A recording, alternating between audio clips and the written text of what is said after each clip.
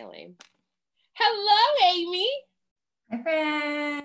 Hi. I love when we get together. I know, I've missed your face. Okay, did it pop up on your phone that we're live? Okay, let's see. Yes, and I will share it. Oh, it's so weird to see yourself live. Like, that is Inception level. Okay, let's share this sucker. There's so many things happening outside my windows right now. There's like weed whackers and like road construction and all these things. It's a little bit ridiculous. So I don't hear any of it. Yay, that's great. Okay, share. Hi, so I love you. I love you too. You're awesome. So welcome everybody who's here. So great to see you. So Amy and I decided to go live today because Amy and I have been talking about a lot of stuff to do with what's happening in the country with the anti-racist work that's going on.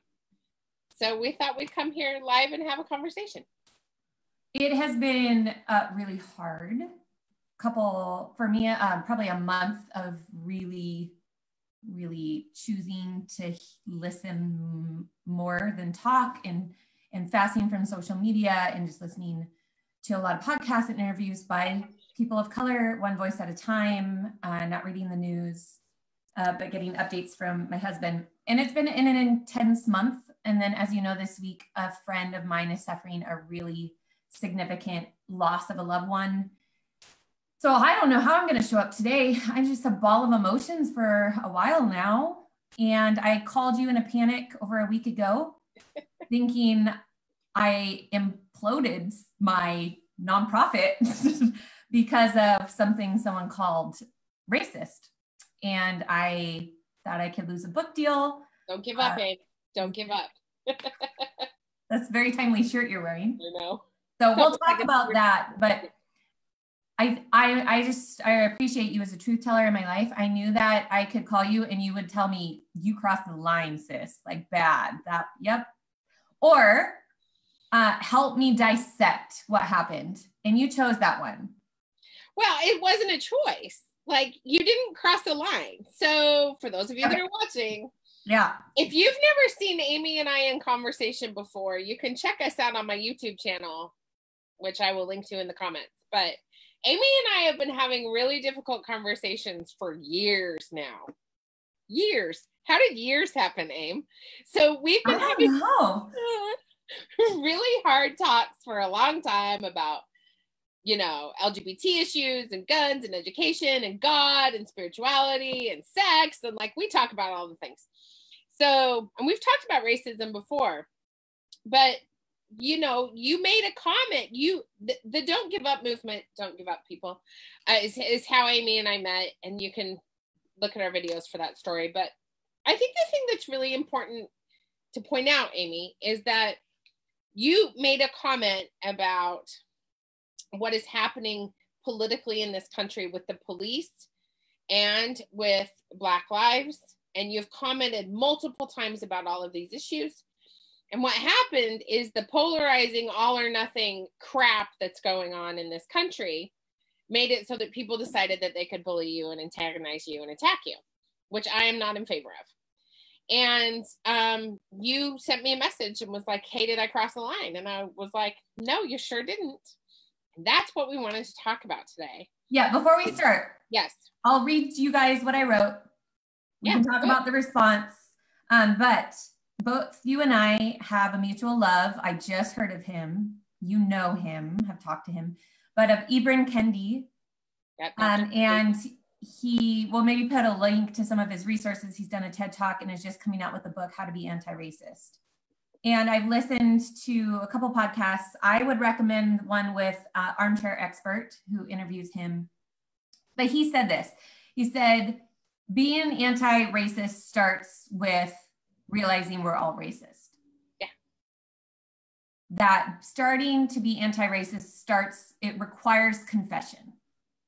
Yes. And in his book, As a Black Man, he starts by confessing his racism, which I haven't read the book, but that alone gets me super curious. So I want to start by saying I have definitely had racist thoughts. I 2 years ago would say, tell people I didn't have white privilege. 2 years ago, 2 years ago, I told people that I didn't see color. Ooh. 2 years ago, I thought Black Lives did matter, but I didn't feel like using the slogan. I couldn't. I didn't feel comfortable. Yeah. And in the last year, have been leaning in more intentionally. And then this year, we committed to listening to the voices of minorities in our manifesto. And I took that seriously. And that's what I've been doing. Mm-hmm. And so I would just want to start with some of the confessions of where I've been. It shows up in favoritism. It shows up in biases and knee-jerk reactions. I'm more skeptical of stories from people of color than I am of white people. I want to poke holes and be a little more cautious about, is that the truth? Are they exaggerating? And I still find that tape playing in my mind when I listen to stories of people of color. And I have to constantly catch that. So I just wanted to start by saying I'm a work in progress. I've come a long way and the work is not done in me, but I am here for it. And it feels like a dismantling that's happening. And it's been really uncomfortable and at the same time, really so liberating and right. So that's how I wanted to start, is if he says that anti-racist work begins with confession, it seemed appropriate to say, I am at the beginnings of my journey. I really love that. I love this. And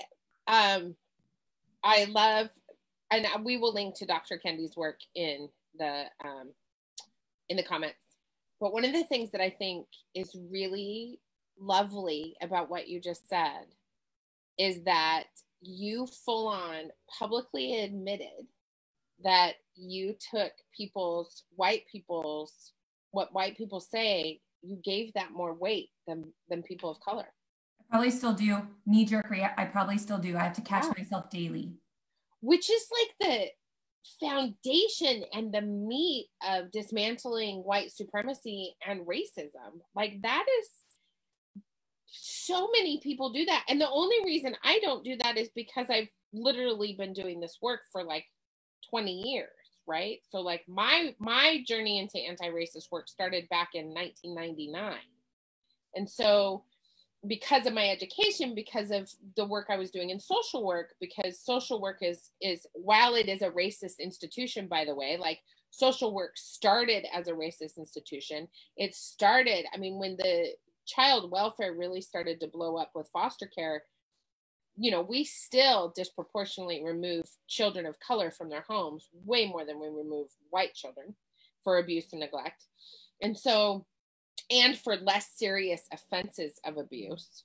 And so, I mean, social work is a racist institution in and of itself, and we have to admit that as social workers. But there's also this social justice component to it, where we get into the meat and the bones of what social justice means, and what justice means, and what actual justice means versus just doing social work. And so I think that is a really important thing for people to understand. If you're just beginning this work, acknowledging where you get your information from, which is one of those things we did with the manifesto, right? Like really being willing to listen to other voices, even when we don't agree with them, is almost critical to doing this work and to confessing about where our racism drives our behaviors and the choices that we make in the world. I remember I sat down with, we have had more than one conversation with our girls about racism. It started about a year ago. They're now 7 and 10. And a month ago, we had another hard conversation when I told them about George Floyd. And I went to it was Black Lives Matter, and they changed it to Enough is Enough demonstration. Mm-hmm. And the coordinators, people of color, changed the name on purpose. We can get into that. But when I came home, you know, they asked how it was, and I just cried. Like, this is hard work. To confront your own racism is hard, gross work. Yeah. And they were just appalled because we had talked about just the evil, the superiority, the favoritism of racism and demeaning people. And yet mom's saying she's racist. So they were really confused. And You know what really helped me was I read a book called I'm Still Here by Austin Channing Tatum. Is that right? And she wrote this in the book, and I want to read it because it's real convicting. It says, no, that's not it. Hold on, I'll find it. It's basically that, I don't want to butcher her words, and it's her words, not mine. So here it is. She writes, when you believe niceness disproves the presence of racism, it's easy to start believing bigotry is rare, and that the label racist should be only applied to mean-spirited, intentional acts of discrimination. The problem with this framework, besides being a gross misunderstanding of how racism operates in systems and structures enabled by nice people, is that it obligates me to be nice in return rather than truthful. And I just thought, nice people can be racist. And in fact, nice people are often racist. So that for me, you know, it's, yeah, how we define racist, how we identify as racist, confessing when we're racist, that it's not who I am, but it is a descriptor of my thoughts. It is a descriptor of my actions. It's a descriptor of the way I view people, and that we can confess it and not be fired from our jobs, which we'll get into, and not be in fear of what people will think, but lead in with honesty and effort. Yeah. Honesty and effort is where I'm really camping on, because it's hard. Yeah, and I think that there are so many spots where we can enter into doing this work. And what happens is that we as white people, it's scary for us to do this work because of the privilege that we risk losing doing this work, right? And so we risk losing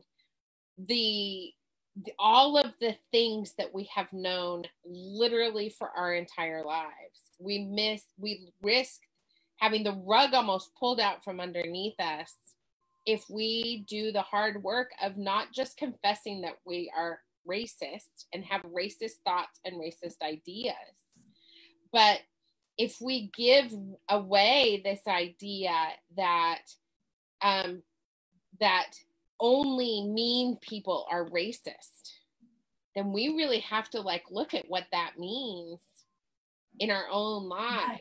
And we give up power when we do that. And that's, I think, why a lot of people don't take that risk. And I want to read something because I was so excited we were going to have this conversation. I have this beautiful article that comes out of this book called Social Change and Intersectional Activism. It's The Spirit of Social Movement. It's by Sharon Doach Kidder. Look how academic I am today with my glasses and everything. You know, you look very smart. I'm very smart. People. Super smart. Make no mistake, I'm really smart. But there's this thing she says. She says that that loving criticism that is most inspiring to me seeks understanding of others on their own terms, along with understanding larger structures that work on and through individual lives. And I think that's something that you and I have tried to model so much for people, is that we engage in this work of loving criticism, you and I, to model for other people how they can talk about really hard stuff without hating each other. Mm-hmm. And this, I think, is the problem with what is occurring today, is we're not allowing space because we as white people want to control how things are happening, because just subconsciously we want to maintain the power structures of what's happening. And what's happening is people are mad and they're angry and they're lashing out and they're fighting out. And for many of us, and you've called me on my anger a million times, Amy, and been like, do you really need to be so angry? I call it my righteous fury. You're like, can you chill out? So sometimes it's just pissed off. Yeah. Yeah. But this idea of accepting our power to change things while honoring and accepting our shared humanity is really important here. Yeah. And that's not what's happening on social media. And Sarah Hadley just commented, we want to do the work, but not feel the wrath of those we have oppressed. Fucking men, Sarah Hadley. Yes, yes, yes. Yeah, with that demonstration I went to, I was really uncomfortable. It was really important to me. I don't have a problem anymore saying Black Lives Matter. In fact, there was a really sweet story. Anyway, there was a hard moment for me where a woman of color was sharing her story at the demonstration, and she got angry and loud, and it made me really uncomfortable. And I thought, if you want people to listen, don't be so angry. Right? And then there it is again. Yeah. And what I'm doing is I'm catching it. Instead of going, no, I'm nice. No, I'm not racist. No, I just wish that if she spoke a little different, more people would listen, you know? Oh, I'm covered in the chills, Amy. Like that's huge. Yeah, and there, I do think, even outside of racism, I do think that sometimes what happens in us is a rightful anger. And what we do when we speak in is it brings in solidarity. People come and say, yes, that's an injustice. Yes, that makes me angry. If you are needing to create a community, a partnership, a camaraderie, a collaboration with people that think very differently from you, anger is going to slow down that process. And so for progress, you might need a different approach and different tone, but that there is beautiful purpose in expressing rightful anger for solidarity, for being honest, for being real. So I get that it's important to recognize the impact of that, but it's also important for me to recognize that the wrath is rightful. Yeah. Like what Sarah said. Yeah. And I think it's really also, I think it's important to recognize that there's space for all of these things. And then we don't have to do all the things. Yes. I used to love protest. Leanne says, my mom says that a lot. I used to love protesting. Protesting and marching was my thing. But the older I've gotten, the more, and because of my own life experiences, I'm like, okay, that's not my thing anymore. This is how I'm going to push back against racism. This is how I'm going to be open to the fact that the spaces and the facts where I have tried to preserve my own whiteness, these are the spaces where I am going to start shifting. And they don't involve protest anymore, but protest is so important. And anger is so important. And Sarah Brown here, Amy, is saying we have a tendency to play the good evil game, which frightens people into corners. Either we're not racist at all, good, or we're racist and evil. Yes. We admit our own racist thoughts and patterns when we have accepted that good people and racism can coexist. Now, this goes perfectly into what happened to you online. Okay, let's talk about it. Yes. I want to read you exactly what was written. The context is that it is a nonprofit that I started. So I was speaking as a brand, which might put this in a different category, as these people don't know me personally, but we can talk about the brand's personality and how that is very consistent. But the brand that I manage, that definitely has my flavor, did a post on June 28th. It looks like this. If you're going to Don't Give Up Signs on Instagram. I wrote, to those who have committed to serving and protecting our communities in uniform, to those who have been harassed, judged, and screamed at, despite your compassion, openness for reform, and willingness to listen, we see you. And this was after you had posted about Black Lives Matter. Twice, yes. Mm-hmm. The response was awful from 4 white women. Let's point out they weren't women of color, please. Yeah. Louder for the people in the back, not women of color.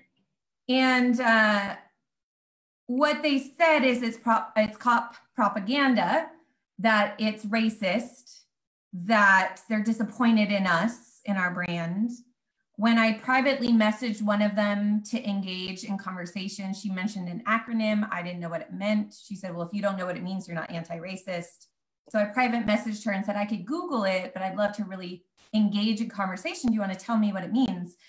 She told everyone else on the thread, other strangers. She reached out to me privately, and then they publicly shamed me and said that is inappropriate for a brand to send private messages to people. And so then I got on the hook for that. And so our board member reached out to a friend of color and said, can you read this? What is your perspective? And I reached out this morning to a friend of color and said, can you go back and read that? And what's your opinion? And not all people of color are going to have the same opinion about it. So we need to be really careful to say one response is all response. But of the people that we know who looked at it, said, that's not offensive to me. Right. That was really important for me to hear, that I wasn't just totally blind to something that was very overtly harmful. And what I found myself in the crosshairs is the good and the evil, like what she said of, I have neighbors who are police officers who have been threatened, who haven't slept, who work 19 days straight, whose spouses stayed home afraid. And I listened to them too. And because I listened to them too, people said, well, what do you think's worse? Them being afraid in uniform, or for hundreds of years having dark skin and being afraid? So people were asking me to compare fear and compare pain. And it didn't feel comfortable to me. I don't want to compare. I'm not trying to compare. And I can't dehumanize. You helped me get that word. And that was important. I called you that night. I said, what did I do? And you said, stop, don't respond, just breathe. And you said, it'll blow over. And within an hour it did. But it was an hour of trying to communicate intent and it not mattering. Yeah. And it was an hour of doubting. Intentions can't be everything, but they have to matter. They have to be part of the equation. So even if it went awry, does my intention matter? And you pointed out, I don't think you went awry, Amy. I think people have associated supporting Black lives with being anti-cop.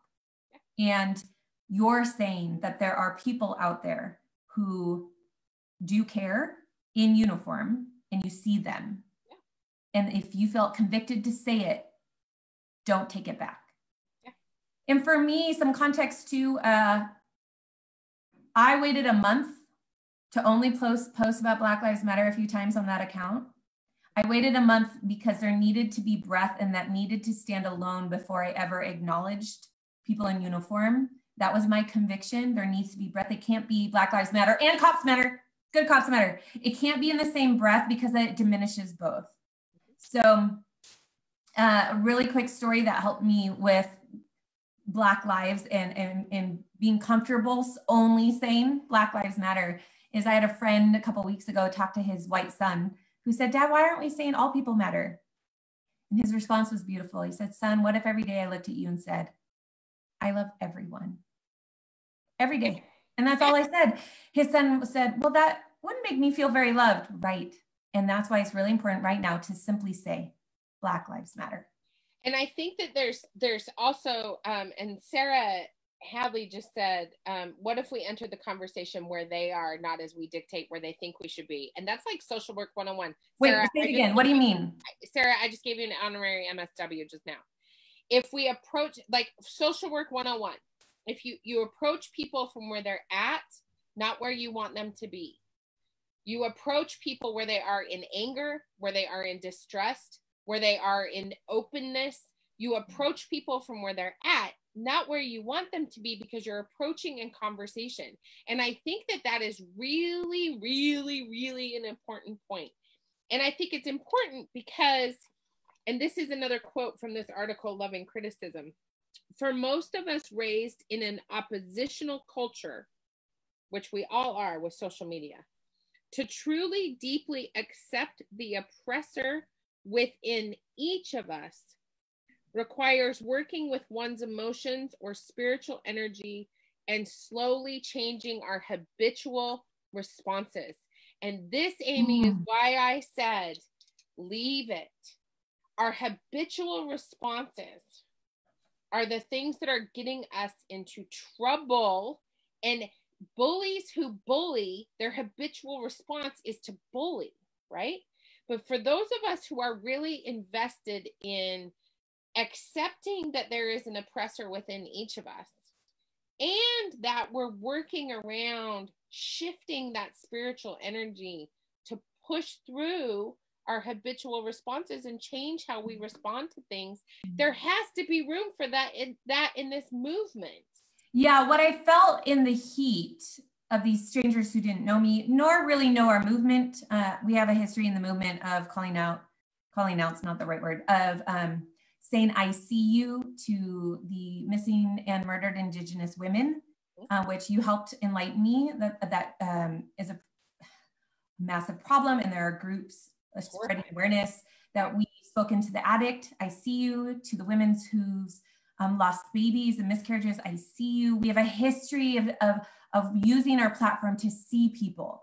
Right. And I'm not willing to shut an eye in one area by dehumanizing and saying, you don't matter. Yeah. But I see everyone else. And so what was difficult if they didn't care to know our movement, saw the post, is that they came at me like warriors on a mission to keep me accountable and show where I'm wrong and to put me in my place and call me out. Yeah. When if he says the beginning of anti-racist work is confession, there was no hint of them. It was like saying, you're the racist one. And there was no intent to say like, this is a journey we're on and here's how I'm seeing this. It was like, I got this right and you got this wrong. I know I'm anti-racist and you're not. And what they were trying to get you to, which Sarah, just said, actually, Andrea Dawn says she's so proud of you. Love you, Andrea. That she's learning with you. And Sarah said, you don't strive to sway the outcome to where you want it to go. And that I think is the really key thing. These people online who are attacking, no matter what their background is, the attack says, I want your outcome to be the way I think it should be. I think you should be moving in this direction. And if you don't do it, it's a problem. And we have to figure out how to say, I think you should be moving in this direction, but your outcome is not going to be the same as my outcome. Amy, you and I get along on 100 different things, but there's 100 different things that we just simply don't agree on, and we probably never will.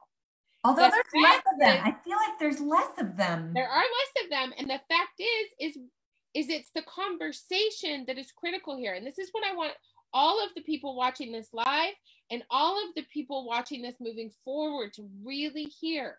It's not about being right or wrong. It's about talking and having compassion for each other and understanding that indeed there are moments of confession within the conversation so that we can change the way we approach white supremacy and race in this country. Yeah, I think before we began, you said you hadn't read this yet, but Harper's Magazine posted an open letter. It was signed by dozens of people across the political aisle of different races, of different ideologies, of different life experiences. And the letter basically called out the call out culture, meaning we are leaving no room for discourse. We are leaving no room to disagree. And in fact, that one tweet can get people fired, can have brands implode. And there is an unfair, I took a picture of the quote, but it's there are disproportionate consequences happening because we're not tolerating opposing ideas. And that, it got backlash. Sure. One signer tried to withdraw from it because she was getting heat.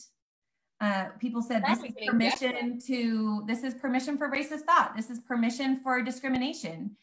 And you guys can read it for yourselves. You can Google it, find it in Harper's, like I said, Harper's Magazine. Is titled A Letter on Justice and Open Debate. It was signed by actually 153 prominent artists and intellectuals. And basically, they're saying the free exchange of information and ideas, the lifeblood of a liberal society, is daily becoming more constricted, citing an intolerance of opposing views, a vogue for public shaming and ostracism, and the tendency to dissolve complex policy issues into blinding moral certainty. And I just think it's so revealing, the response to this letter, that people are saying, you can't do this. You should get, I'm not going to say you should get fired for signing this letter, because then you're the martyr you say you are, but you should get fired for signing that letter. It's like, that's perpetuating the whole point. Yeah, I'm linking it here because I think one of the things that's really, really important, Amy, is that the people who have signed on to this letter are really dynamic and diverse people. Very. Like, we're not just talking about, you know, the left of the left or the right of the right. Like, yes, there's a lot of people on that letter. And anyway, I encourage people to go and read it, but I think that it's fascinating how Gloria Steinem's on that letter. I don't even know who that is. She is the founder of Ms. Magazine, and she's a really prominent feminist leader who, by the way, was admitted to her own, you know, faults as a feminist leader, right? Like Wynton Marsalis, who's a jazz musician, a Black jazz musician, is on that letter. Like, I think it's really important to remember that we don't have to agree 100% with everything that everybody says. But the lesson and the learning and the expansion and the confession is really in that compassionate shared humanity with people who, I mean, the point is to change. If we really truly want to raise our children in an anti-racist culture, in an anti-racist place, which is what I want for my children, we have to be willing to have hard, crappy conversations and engage in self-examination and have grace for people. We're not all going to get this right. No, and I also don't think we all hold the solution.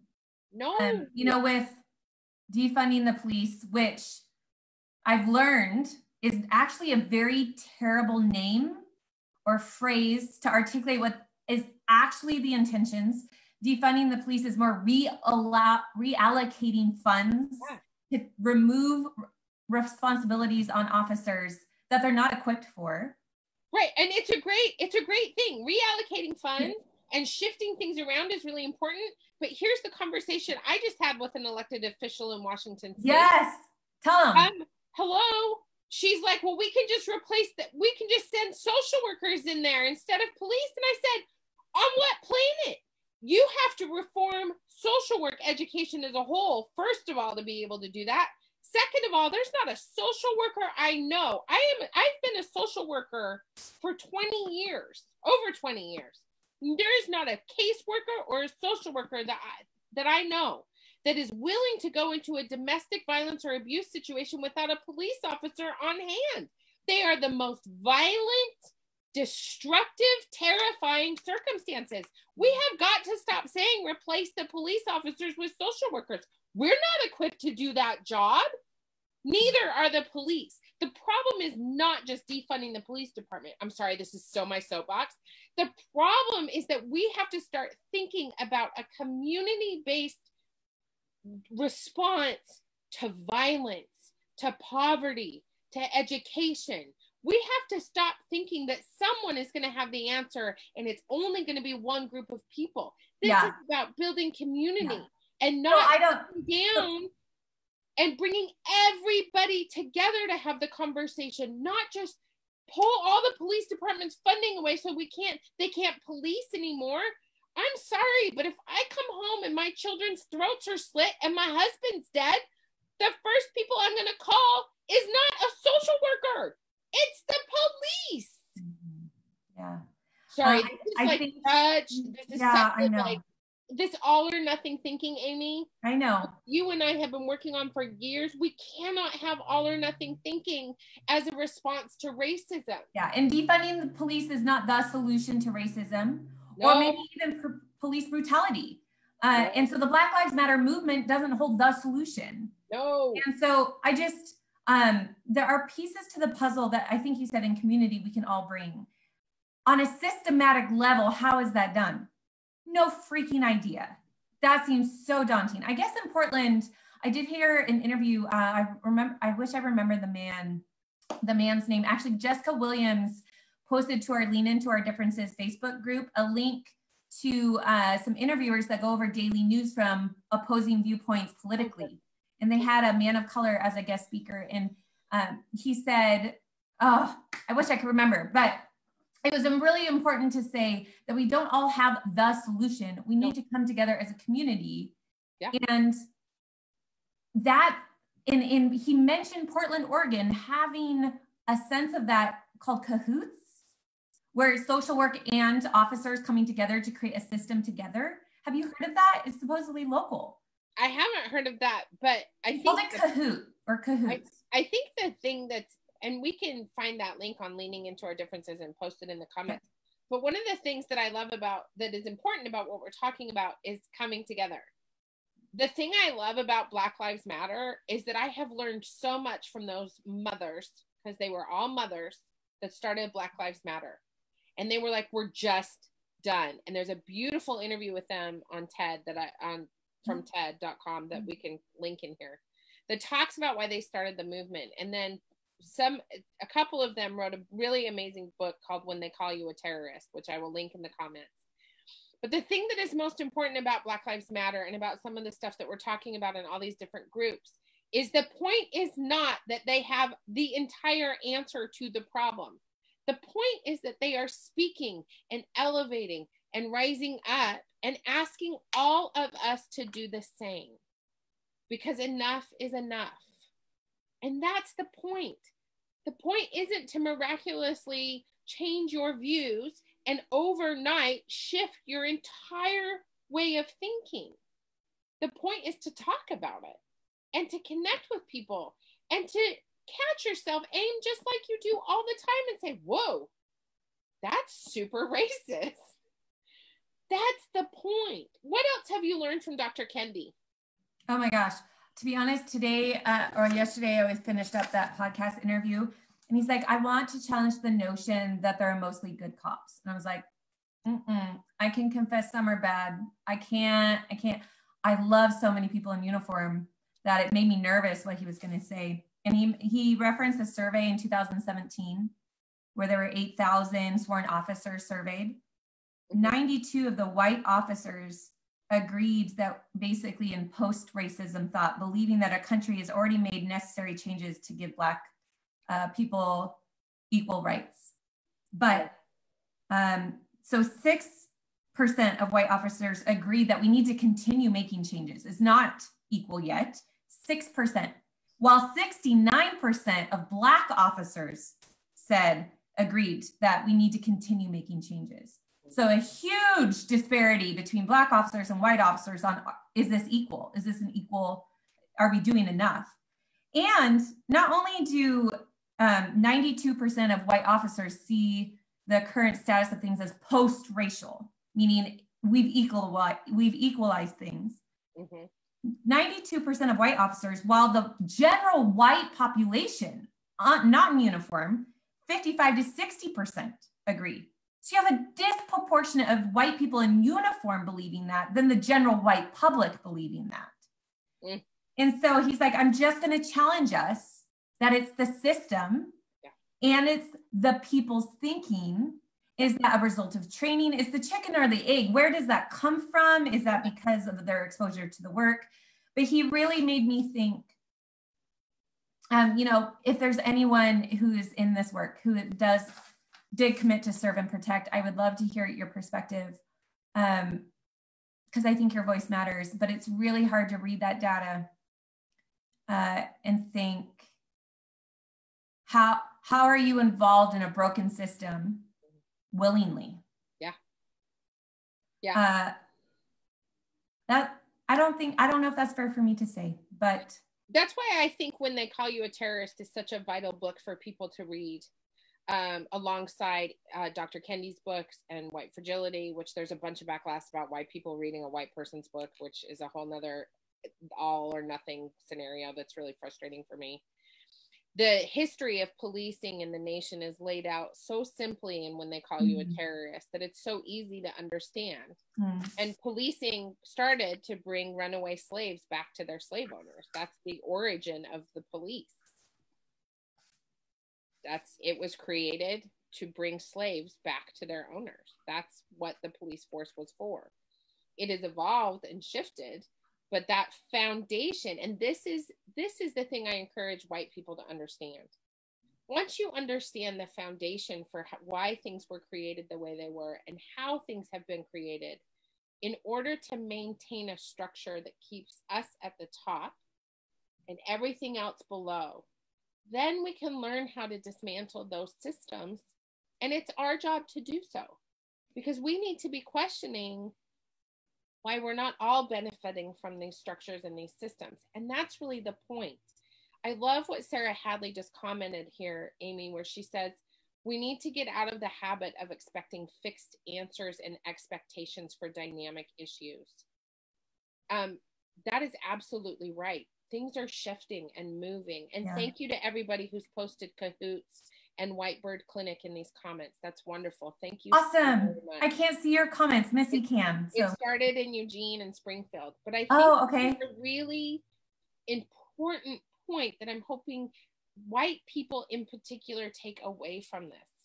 Learn how things are structured. You and I have said this a million times, Amy. When you understand how a bill becomes a law, how the government is structured, you understand how to shift things and move things and intentionally talk about stuff. Yeah. And I think that that is part of our self-examination.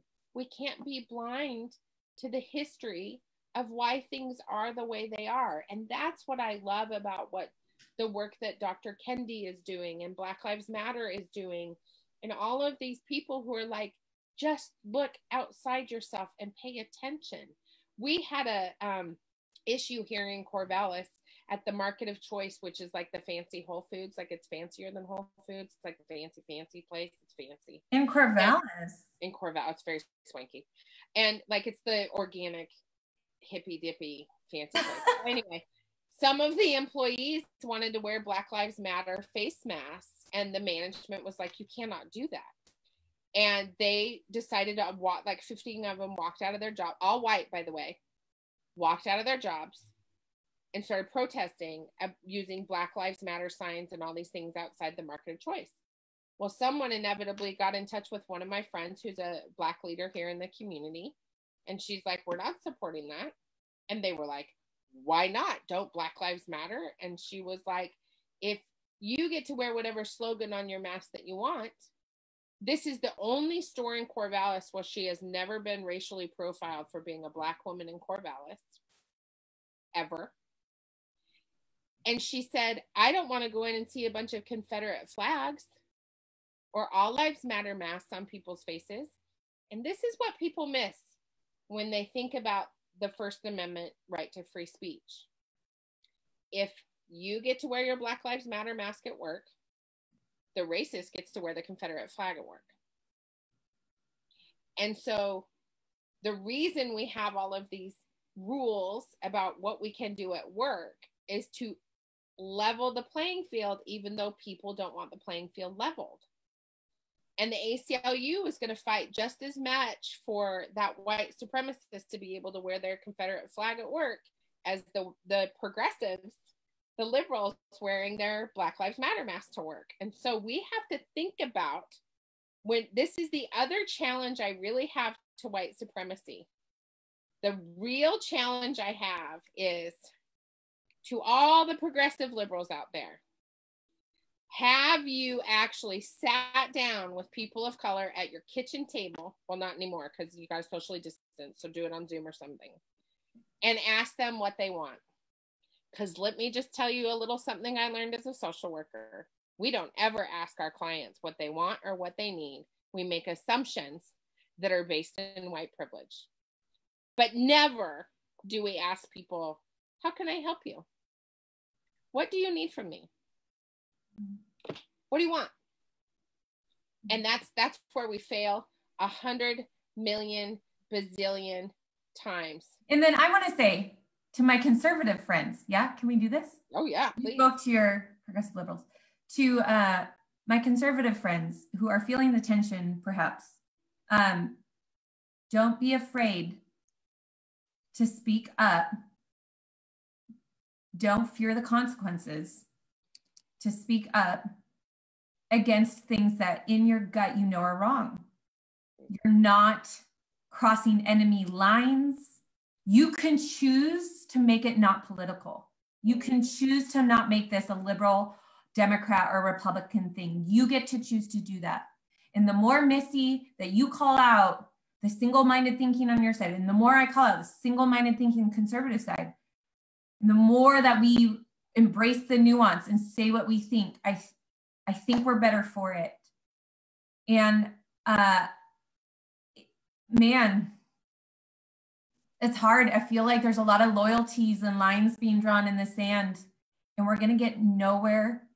And I don't really know how that loyalty serves us. It doesn't serve us. That's why we're here. That's why we're here. It doesn't. Yeah. So we're both, I know you and I are both committed to the anti-racism work. Oh, yes. To making confessions when we get it wrong. Yep. And man, it's hard and sad. I remember at the demonstration, the most profound thing for me was standing here going, they need megaphones and to show their wounds to strangers to feel like they matter. And that hurts so badly to think that people to be heard, like need to do this, and they do need to do this. Like, sadly, like we need this, right? And we have to see, and it has to be okay. Like this whole entire fall apart we're experiencing as a country, we have to, it's okay, y'all, it's gonna be fine. It's important for these structures to be dismantled. Yeah, and I can be grateful for July 4th was a weird one. Everyone I talked to said July 4th was weird, and I will say I can be really grateful to live here. I can be grateful for the opportunities here that are afforded to me for many different reasons. I can also hate the history of our country. I can hate the racism in our country, and I can love my country. Yeah. Both and, friends, both and. Both and. Yeah, I'm very proud of my husband for fighting for this country. And you can be disgusted by it at the same time. By the entire structure. Although I will say, and I've said this a million times when you and I have been live, I deeply believe in the way our democracy is structured as far as the checks and balances go. Mm. And I also love that there are so many women of color and Indigenous women who are infiltrating those spaces of power in order to engage in policymaking. And it makes me really, really happy.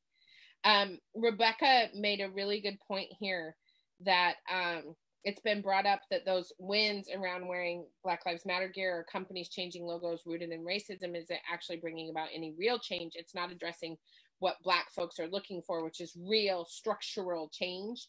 And there's a great quote from Malcolm X, and I'm going to totally butcher it, but there's a really great quote from Malcolm X way early on that they're going to give us nuggets, but the structural changes are not going to happen without the true dismantling. And so I think that it's really important to remember that these moments that we're seeing where people are actually getting fired from their jobs for being racist, that real action is being taken, they're nuggets. This is the beginning. This is not the end. Yeah, but I'm going to push back on you because I could get fired for being racist. I don't think the firing does anything. They could have been great at their job. That is not a business actually doing anti-racist work to me at all. So I'm going to push back on that a little bit. That's fine. But I think that part of the problem is we fear that to engage in debate, so we don't engage. So our lines are in the sand. So our lines are in the sand and we don't confess our racism. I think it perpetuates the problem. What's the solution? How do we fix that? Heck if I know. I know, right? I have no idea. Maybe this is the bigger conversation we should be having. But I can tell you in 2 years, a lot changed in me. Yeah. And you never called me out. Oh God, no. You never tried to confront me, correct me, make me learn. You never made me do that. Nope. You never did. And it wasn't just you that helped me. It was books. It was slow. It was The Hate I Give. So this fictional book that just. Oh my God, The Hate You Give. Oh my gosh, it wrecked me. And it's fiction. Ooh. And then another book, and then another speaker, and then following another Instagram account, then a dinner with a person of color that I really respect. That was hard. And so what I want to say is there is hope that change can happen, but it might be slow And it's not going to happen by pushing people where they think they should be. Yeah, and keep the hate you give. I'll link to that too. By the way, it was banned, by the way. Where? It's one of the 10 most challenged books of 2017 and 2018 because it's considered pervasively vulgar and because of drug use, profanity, and offensive language. The Bible should be banned. There's a lot of offensive things in that thing. I know, right? A lot of gross, vulgar stuff in there. Listen, the Song of Solomon. And I love the Bible, for those of you who don't know me. So right. For those of you who don't know, we talk about that all the time. I want to read one more thing from Loving Criticism because we're almost been here for an hour. So I know. Thanks everyone for sticking with us. Loving criticism takes responsibility for the power that each one of us has to change ourselves and the world, rather than trying to place blame. It focuses on what we build rather than on what we can take down. Blaming does not create change. So if we focus on making change instead of placing blame, we might actually get somewhere in this whole thing. And I think that is really the key. And I'm glad you pushed me back on the firing thing, because you might be right. I might have to have a moment about that. Don't tell anybody, except for everybody who's watching this. You can privately confess to me later. I'm going to have a moment about this, maybe. I love you. I'm grateful for the ways you've been patient with me. I'm grateful for the ways that I had a friend text me this morning, a person of color, saying, I see you, Amy. I see you trying. I want to engage with you, but I see you trying. I see that. And it's so good. The best I can do is trying. I know. It's really good. Although I am going to say, Kimberly just pointed out that if people are threatening people's lives, they should be fired from while they're on their work time.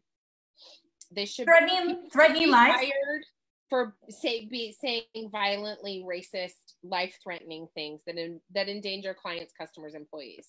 Well, I think that's a very extreme yes. Yes. Totally. And I think there's a lot of non-extreme in the middle that's having that same consequence. Yeah, I really would like people to stop threatening other people's lives. Yeah, right. Yeah. I think this is, I'm committed. I'm committed that we should have this conversation next year, no matter what's happening in the year after that. In the year after that. Maybe next month if we still have to, if people aren't paying attention. For those of you that want to, I very early in the comments here, in case you're coming in late, I linked to Amy and I have a group called Leaning Into Our Differences. And it's where our manifesto for listening for 2020 is listed. So please join us over there. We'd love to have you. And I also wrote a personal blog that felt really gutting, to be honest, a couple of weeks ago about my learning about my racism and the demonstration and listening to my police friends, and wrote a pretty just honest reflection of the mess that all of that was for me. And I'll post a link to that blog too, that might give some more insight into someone trying and how it's hard work. And it's not just me, but here we are sharing our journeys with each other. Yes, and keep confessing your racism. Yeah. So important. All of us. Yeah. The fact that a Black man can say, there's no such thing as not being racist, including myself. It's like addiction. Daily we think about it. Daily we catch it. Yeah. And that's a commitment. Yeah. Everyone make the commitment. Thank you for joining us.